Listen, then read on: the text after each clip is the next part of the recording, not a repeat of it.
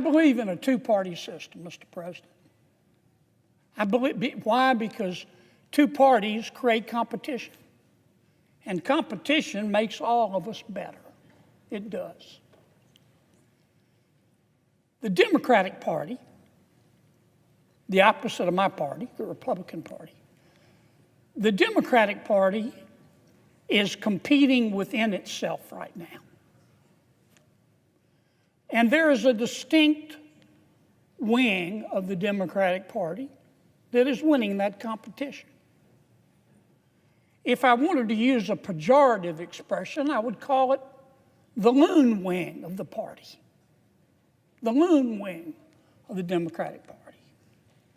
Or you might call it the Bolshevik wing of the Democratic Party.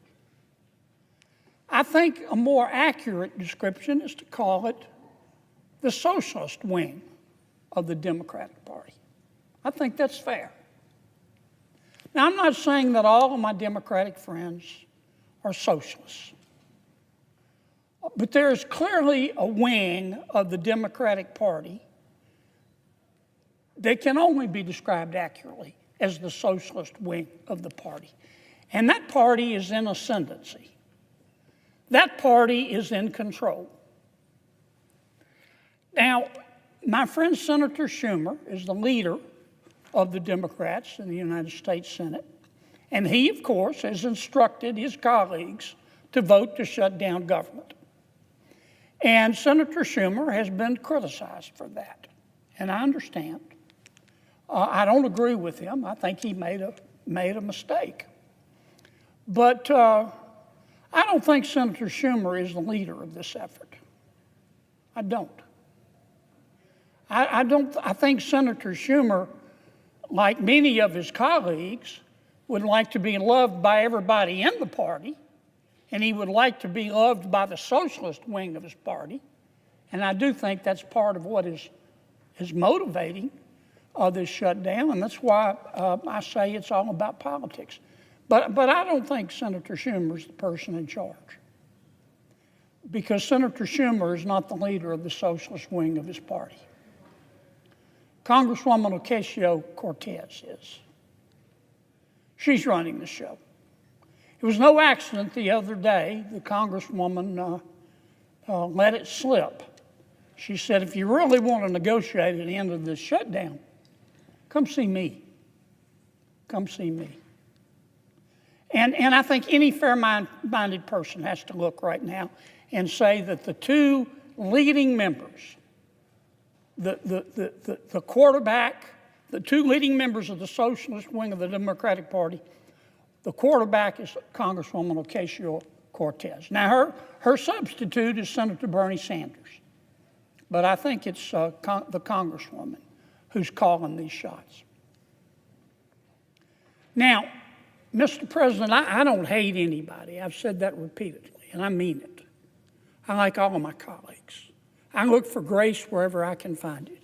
When I say my prayers, I do. Every single time, I ask God, don't let me hate, because it's hard sometimes. It's hard up here. But I do. I say, God, don't let me hate. And I certainly don't hate Congresswoman Ocasio-Cortez. I want to make that very clear. She has the right to her opinion. She has the right to try to have the socialists take over the Democratic Party. That's the American way. Ironically, I think what she's doing is anti-American, but she has the right as an American to do it, so I don't hate her. But I judge her by her policy. She has her opinion, and I have mine. And I have to judge her candidly by her policy. Here is what the socialist wing of the Democratic Party, led by Congresswoman Ocasio-Cortez, has said to the American people and to the United States Congress and the Republicans in Congress. Before we dive in, make sure you like this video, subscribe to the channel, and hit that notification bell so you never miss our updates. It helps us reach more people and keep these conversations alive. If you Republicans don't agree to make the federal government $1.5 trillion, not million dollars, not billion dollars, $1.5 trillion bigger, we're going to shut government down. Well, of course we said no. I'm not going to vote for that. My mother didn't raise a fool. And as I've said before, if she did, it was one of my brothers. I'm never going to vote for that. Now, where do I come up with this figure of $1.5 trillion? Well, the first thing that the Socialists and Congresswoman Ocasio-Cortez is asking us to do is to repeal the health care reforms in the One Big Beautiful Bill. We just passed them. We just passed them. Here it is, Subtitle B, Health in the One Big Beautiful Bill. Now, we didn't cut Medicaid in the One Big Beautiful Bill. In fact, under our bill, Medicaid is going to increase 2% a year over the next 10 years. Now, what we did by reforming Medicaid, which Congresswoman Ocasio-Cortez wants us to reverse, we cut out the waste and the fraud. For example, we found out that there are, no kidding, I'm not just making this up, we found out that there are 2.8 million people on Medicaid who are double dipping in America. They're either signing up for Medicaid in Louisiana and Mississippi, double dipping, or they're signing up for Medicaid in Louisiana and they're signing up for the Obamacare subsidies. That's called cheating. Our bill would put an end to that. And it would save about $140 billion on 10 years. The socialist wing of the Democratic Party and Congresswoman Ocasio-Cortez want us to reverse that. The second thing we did in our health care reforms in the One Big Beautiful Bill is to say you've got to stop lying when you apply for Medicaid. Under President Obama, we had virtually no eligibility checks. People could walk in and the Medicaid folks would say, how much do you make a year? And they could say $30,000 a year. And they'd say, okay, you qualify. Now, I trust people. I've said it before on this floor. I play cards with my friends all the time. They're friends. I cut the cards anyway. We have found, for example, just in Louisiana, we did a statistical sample of the people on Medicaid in Louisiana. Our auditors found 1,600 people on Medicaid making $100,000 a year or more. That's cheating. So our bill put an end to that. Congresswoman Ocasio-Cortez and the socialist wing of the Democratic Party want us to put it back. They want to let people cheat. What else are the socialists asking for in this $1.5 trillion? Well, they're saying we don't want people who can work to work. We put a provision in our bill that the Congresswoman and the socialist wing of her party want us to take out that says, look, if you're between the ages of 19 and 64 and you're able-bodied, we're not talking about a mother with a sick child in her arms, you're able-bodied, you're perfectly healthy, and you don't have any dependent kids at home, then if you qualify based on income, we'll give you Medicaid, but you have to work. You have to work 20 hours a week or go to school 20 hours a week or do community service 20 hours a week, because the free enterprise system, jobs, have done more to lift people out of poverty than all the social programs put together. That's what's called a work requirement. What's wrong with that? Those who can't work should work. Our welfare programs were meant to be bridges, not parking lots. Congresswoman Ocasio-Cortez and the socialist wing of her party want us to reverse all of that. What else do they want us to do? Well, they're upset at us over the Affordable Care Act. Now, let me tell you what all this is about with the Affordable Care Act. Under Obamacare, if you are a low-income American, you're entitled to Medicaid. If you are a middle-income American, you have a job, then chances are you get insurance through your employer. Most people do. But if you're in the middle, you make a little more money than the poverty level, but you can't get insurance through your employer, we provide what's called the Obamacare exchanges. So when we talk about the Obamacare subsidies, that's what we're talking about. It's about 24 million people. And it was meant for lower income people. Up until 2019, it was all for low-income people. And then in 2019, without any Republican votes, President Obama said, look, we're in a pandemic. We're going to raise the limit. We're going to say there are no income limits on Obamacare paid for by the taxpayer. We've got 24 million people on Obamacare. When they raised the limits, you can make any amount of money and still get a subsidy. That added about 1.6 million people on Obamacare. Obamacare was meant for people who make from roughly $30,000 a year to $130,000 a year, families of four. Now, because President Biden raised the cap, we've got people making $600,000 a year, $150,000 a year, families making $200,000 a year, getting subsidies from the American taxpayer. Why? Because they said we needed it in the pandemic. The pandemic is over. And that's why the Democrats, when they passed the bill, put in a provision that says at the end of this year, those extra subsidies are going to end. Congresswoman Ocasio-Cortez says no. Until you agree to let them continue, to let anybody at any income level get subsidies, we're going to shut government down. That's their third demand. And that is part of the $1.5 trillion.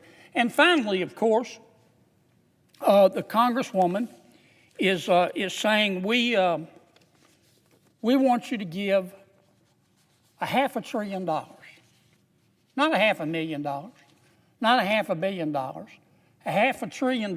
We want you to give $500 billion to the Corporation for Public Broadcasting because we like what they say. Well, we just eliminated money for all forms of media in the Affordable Care Act. Now, those are the demands. Those are the demands. I'll mention one more. Congresswoman Ocasio-Cortez got very, very upset, as did the socialist wing of her party, when the president sent over what's called a rescission package. Basically, President Trump just said, we want you to take some stuff out of the budget that we think is wasteful. And we did. And that upset the Congresswoman. She's entitled to be upset if she wants to. But that really upset the socialist wing of the party. And so we took out, and here's what they want us to put back in. We found that under President Biden, they were spending $3 million for circumcisions and vasectomies in Zambia. We took that out. The Congresswoman says, we're going to shut down government until you put that back in. We found $500,000 of American taxpayer money for electric buses in Rwanda. We found $3.6 million for pastry cooking classes and dance focus groups for male prostitutes in Haiti. I kid you not. I'm not making this up. That was in the budget under President Biden. We took it out. Congresswoman Ocasio-Cortez in the socialist wing, the loon wing of the Democratic Party, says we're going to shut down government until you put it back in. I'll just read you a few more that we took out. They are demanding we put back in. $6 million for media organizations for the Palestinians. $833,000 for transgender people in Nepal. $300,000 for a pride parade in Lesotho. $882,000 for social media and mentorship in Serbia. $4.2 million. We took it out. The Congresswoman and the socialist wing of their party says we've got to put that back in for the open government. $4.2 million for lesbian, gay, bisexual, transgender, queer, and intersex people in the Western Balkans and Uganda. I could spend the rest of the afternoon here. We took all that out. It upset Congresswoman Ocasio-Cortez. It upset the socialist wing of her party. And now that wing of her party and the Congresswoman are threatening all other Democrats and saying, you've got to shut that government down until we get what we want. And part of what they want is to add this kind of stuff back into the bill. And that's what this fight is all about. We're in the process of negotiating a budget with our Democratic friends. We ran out of time. The cutoff was midnight Tuesday night.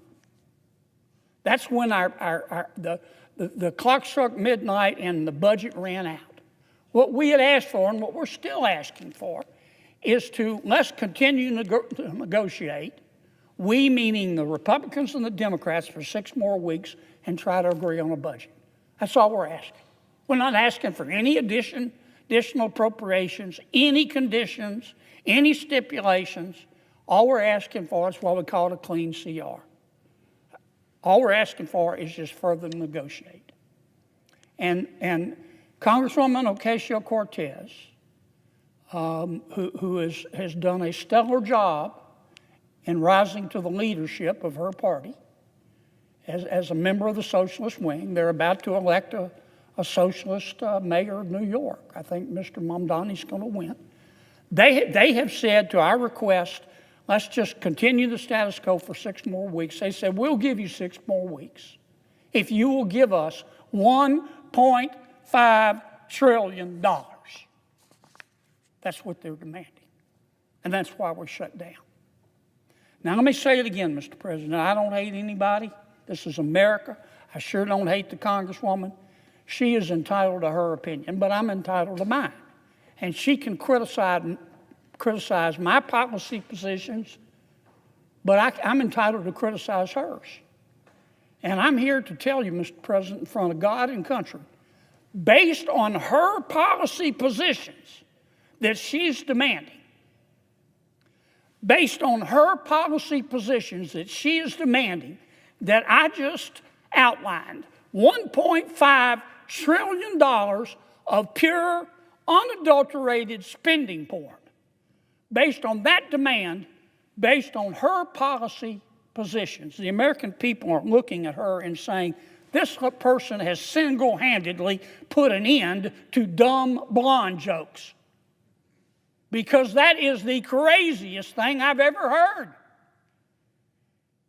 Based on her policy positions, $1.5 trillion of this kind of spending porn, the American people are looking at the Congresswoman and saying, with respect, she must be bilingual. She must speak English and stupid. And that's why we're not agreeing to it. Now, I know every one of my Democratic colleagues, and I know more than half of them know better. They know what we're asking for is reasonable.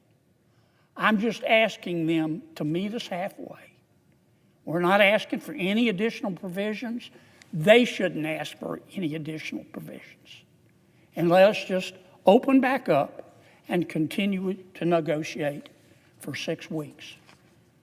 Don't be scared of the Congresswoman. Don't be scared of the socialist wing of your party. I suggest the absence of a quorum. Now, let's talk about the shutdown drama that has once again gripped Washington. We have seen government shutdowns before, but what is happening right now is different. This one is not about hammering out thoughtful policy disagreements or negotiating tough compromises. It is about politics plain and simple, and the American people are the ones caught in the middle. Let me be clear. A two-party system can be healthy, Competition between ideas makes us stronger. But today, the Democratic Party is not competing with Republicans in a meaningful way. It is competing within itself, and unfortunately, the most radical faction is the one calling the shots. That faction, the Socialist wing, has gained enormous influence and is not being led by the traditional leadership in the Senate. Instead, it is being driven by figures like Alexandria Ocasio-Cortez and her allies, who have set demands that simply defy reason. So what is on the table? The so-called solution from the left involves making the federal government $1.5 trillion larger. Let's break down what that means. Republicans recently passed reforms aimed at cutting waste and fraud in programs like Medicaid. These reforms included cracking down on double-dipping, where millions of people were signed up for Medicaid in multiple states or were receiving both Medicaid and Obamacare subsidies at the same time. That is not compassion, that is fraud. Republicans also required basic eligibility checks to ensure that people making six-figure salaries could not cheat the system. In Louisiana alone, over 1,000 people making more than $100,000 a year were found receiving Medicaid benefits. That is money stolen from taxpayers and from those who genuinely need assistance. Another important reform was the work requirement. If you are an able-bodied adult between the ages of 19 and 64 with no dependents, the expectation is simple. Work at least 20 hours a week, go to school, or volunteer. Welfare programs were never intended to be permanent parking lots. They were meant to be bridges to independence. And yet the Socialist wing wants to scrap this entirely, essentially saying it is fine for people who can work to sit on the sidelines while others foot the bill. It does not stop there. Under Obamacare, subsidies were meant to help low- and middle-income families afford insurance. But Democrats expanded these subsidies during the pandemic and allowed people making hundreds of thousands of dollars a year to receive taxpayer-funded assistance.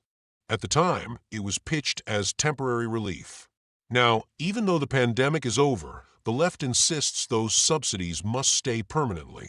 That is not relief, that is entitlement gone off the rails. And here is where the situation turns from reckless to absurd.